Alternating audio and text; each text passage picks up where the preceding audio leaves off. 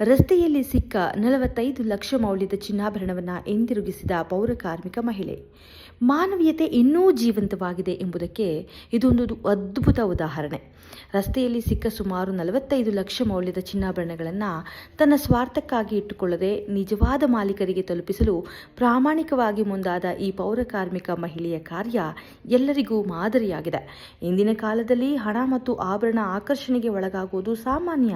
ಆದರೆ ಪ್ರಾಮಾಣಿಕತೆ, ನಂಬಿಕೆ ಮತ್ತು ಮಾನವೀಯ ಮೌಲ್ಯಗಳನ್ನು ಉಳಿಸಿಕೊಂಡಿರುವಂತಹ ಇಂಥ ವ್ಯಕ್ತಿಗಳು ಸಮಾಜದ ನಿಜವಾದ ಸಂಪತ್ತು.